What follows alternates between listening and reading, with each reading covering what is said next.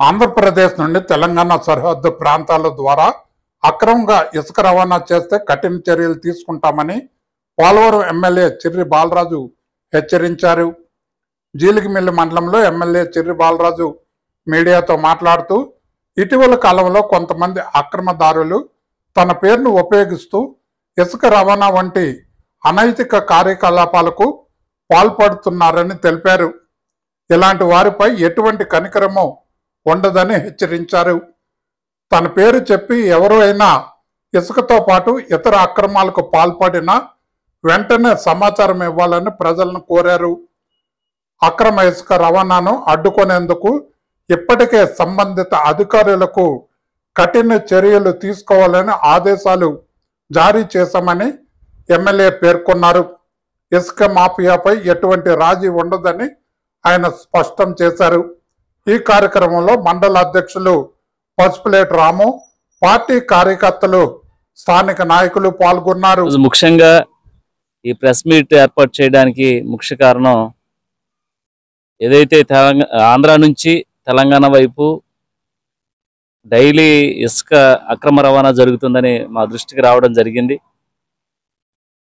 మేము ఎవరైతే ఇసుక రవాణాకి అక్రమంగా పాల్పడుతున్న వారికి హెచ్చరిక జారీ చేస్తున్నాం.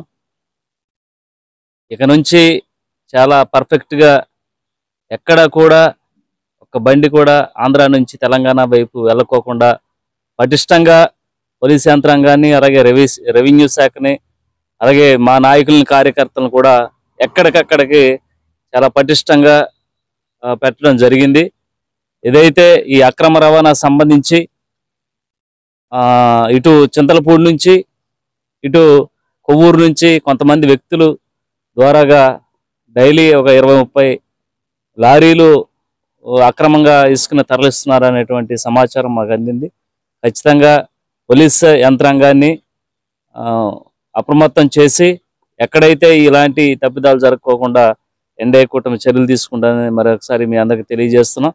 అలాగే దొరికినటువంటి వాహనాన్ని ఏదైతే ఉందో వెంటనే సీజ్ చేసి ప్రభుత్వం వారి మీద కఠిన చర్యలు తీసుకోవడం జరుగుతుంది. అలాగే కాన్స్టిట్యుయెన్సీలో ఉన్నటువంటి చాలామంది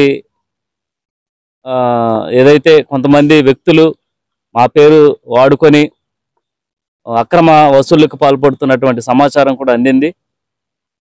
మేము ఇమీడియట్లీగా పోలీస్ శాఖ వారిని కూడా గ్రామ స్థాయిలో ఎవరైతే ఈ విధంగా మాయమాటలు చెప్పి మోసపూరితంగా మోసం చేస్తున్న వారిపై కఠిన చర్యలు తీసుకోవడానికి రంగం సిద్ధం చేసి, ఎవరైనా సరే మా పేరు చెప్పి ఎక్కడన్నా ఉద్యోగాలు ఇప్పిస్తామని కానీ, లేకపోతే ఏదైతే భూములకు సంబంధించి తగాదా విషయంలో కానీ, లేకపోతే అక్రమంగా డబ్బులు వసూలు వాటిల్లో కానీ ఎక్కడైనా సరే మా పేరు కనుక ఎవరైనా సరే, మా నాయకులు కానీ, లేకపోతే కార్యకర్తలు కానీ, లేకపోతే మా కుటుంబ సభ్యులైనా సరే, మేము ఎక్కడ కూడా సహించేది లేదని మరొకసారి మీడియా ముఖంగా అందరికీ తెలియజేస్తున్నాం.